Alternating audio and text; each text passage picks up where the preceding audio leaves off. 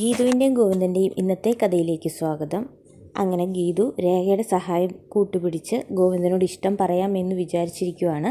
അങ്ങനെ രേഖ ചായയായിട്ട് ഗോവിന്ദൻ്റെ അടുത്തേക്ക് പോകുവാണ്. എന്നിട്ട് ഗോവിന്ദൻ്റെ അടുത്ത് ചെന്നിട്ട് പറയും, ഇങ്ങനെ എനിക്ക് സംസാരിക്കാനുണ്ട് എന്നൊക്കെ പറയുന്ന ഭാഗമാണ് കാണിക്കുന്നത്. അവരിങ്ങനെ സംസാരിച്ചുകൊണ്ടിരിക്കുവാണ്.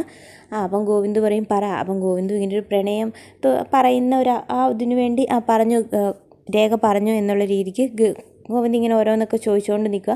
അന്നേരപ്പോൾ ചോദിക്കും, അങ്ങനെ ഞാൻ പ്രണയം തുറന്നു പറയാൻ വേണ്ടി നായികയോട് വെയിറ്റ് ചെയ്യാൻ പറ, നായികൻ പറഞ്ഞോളൂ എന്ന് പറയുന്നുണ്ട്. അപ്പോൾ രേഖ പറയുന്നു നായിക വെയിറ്റ് ചെയ്യുകയാണ്. പക്ഷേ അതിപ്പോൾ ചോദിക്കും, എന്തുകൊണ്ട് നായിക പറഞ്ഞുകൂടാ? എന്താ അത് നാണമായിക്കൊണ്ടായിരിക്കും. അതെന്താ നായകനില്ലേ? ആ നായകൻ പറയാനൊരു മടിയും ബുദ്ധിമുട്ടും ഒക്കെ ഉണ്ടാകുമായിരിക്കും. എന്നാലും നായികയുടെ അടുത്ത് നായകൻ പറയുന്നതാണ് നല്ലത് എന്ന് പറയാം കേട്ടോ. അതൊക്കെ കേട്ടുകൊണ്ട് ഗീതു ഇങ്ങനെ വെയിറ്റ് ചെയ്ത് നിൽക്കുവാണ്. അപ്പോൾ പറയും, എന്താണേലും നായികയോട് വെയിറ്റ് ചെയ്യാൻ പറ, നായകൻ ഇഷ്ടമാണെന്ന് മനസ്സ് തുറക്കുമെന്ന് പറയും. ഇത് കേട്ടത് ഗീതു അങ്ങോട്ട് തുള്ളി ചാടി അവിടെ നിന്ന് ഭയങ്കരമായിട്ട് സന്തോഷത്തോടെ ഇറങ്ങി ഓടി അങ്ങ് പോവുക കേട്ടോ. തുള്ളി ചാടി പാട്ട് അങ്ങ് ഓടി പോവുക. അപ്പോഴത്തേക്കും ഇത് കണ്ടുകൊണ്ട് അവരുടെ രാധികാമ്മ നിൽക്കുവാണ്. അപ്പോൾ രാധികാമ്മ ചോദിക്കുക, ഇവളുടെ കുഞ്ഞിനെ ഇപ്പോൾ ഞാൻ ഇല്ലാതാക്കേണ്ട വരില്ലല്ലോ, ഇവൾ തന്നെ ഇപ്പോൾ ഈ ചാട്ടം ചാടുവാണെങ്കിൽ കുഞ്ഞില്ലാതായിക്കോളൂല്ലോ എന്നൊക്കെ പറയണം. അപ്പം ഗീതുവിൻ്റെ തുള്ളി പോയി ചാട്ടം കണ്ടുകൊണ്ട് അപ്പോൾ അല്ലെങ്കിൽ എന്തിനാണ് ചാടുന്നത് ആർക്കറിയാന്നുള്ള രീതിക്ക് രാധിക അങ്ങോട്ട് മാറി പോവുകയാണ്. എന്നിട്ട് അപ്പോഴത്തേക്കും ഗീതു അത്ര സന്തോഷത്തോടെയാണ്. അപ്പം ഗീതുവിൻ്റെ പുറകെ വന്നിട്ട് രേഖ ഇങ്ങനെ വിളിക്കുന്നുണ്ട്. പക്ഷേ ഗീതു ഒന്നും കേൾക്കുന്നില്ല. ഗീതു ഇങ്ങനെ ഭയങ്കര സന്തോഷത്തോടെ മതിമറന്ന് തുള്ളിച്ചാടുന്നതാണ് കാണിക്കുന്നത്. അപ്പോൾ കാഞ്ചന പറയും, ഗീതു പാപ്പ ഇങ്ങനെ ഒന്നും ചാടരുത് എന്നൊക്കെ പറയുന്നുണ്ട്. പക്ഷേ ഗീതു അതൊന്നും കേൾക്കുന്നില്ല. കാഞ്ചന പറയുന്ന ഒന്നും കേൾക്കുന്നില്ല. എന്നിട്ട് ഇപ്പോൾ ചോദിക്കും, എന്തായി എന്ന് പറയും. അപ്പോൾ പറയും, നീ വെയിറ്റ് ചെയ്തോ എന്താണേലും. അപ്പോൾ പറയും, എന്താണേലും ഇങ്ങനെ എന്നോട് പറയുമെന്നുള്ള കാര്യം ഗോവിന്ദേട്ടൻ്റെ ഇങ്ങനെ പറയുന്നത് ഞാൻ എൻ്റെ ചെവി കൊണ്ട് കേട്ടല്ലോ, എനിക്ക് മതി. കണ്ണേട്ടൻ പറയുന്നത് ഞാൻ കേട്ടു, ഞാൻ നേരിട്ട് കേട്ടല്ലോ, എനിക്കതും മതി. ഇനി ഇങ്ങനെ വെയിറ്റ് ചെയ്യുന്നതിന് എനിക്കൊരു കുഴപ്പമില്ല, എനിക്കതിന് മാത്രം നോ എന്ന് പറഞ്ഞില്ലല്ലോ, അത് തന്നെ ഇങ്ങനെ സന്തോഷമുള്ള ഇങ്ങനെ പറയുകയാണ്.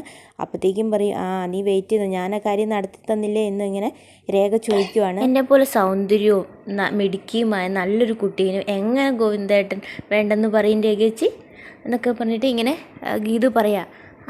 എങ്ങനെ ഒന്നുകൂടെ പറഞ്ഞേ. അന്നേരപ്പോഴത്തേക്കും ഗീതു രേഖ പറയാണ്, ഇനി നീ അങ്ങനെ പറഞ്ഞു. അപ്പോൾ പറയും, അല്ല എന്നെ കാണാൻ സൗന്ദര്യമൊന്നും ഇല്ല, അല്ല നീ കാണാൻ നല്ല സുന്ദരിയല്ലേ തത്തമ്മ എന്നൊക്കെ പറഞ്ഞിട്ട് അവരിങ്ങനെ അങ്ങനെയൊക്കെ പറയുന്നതാണ് കാണിക്കുന്നത്.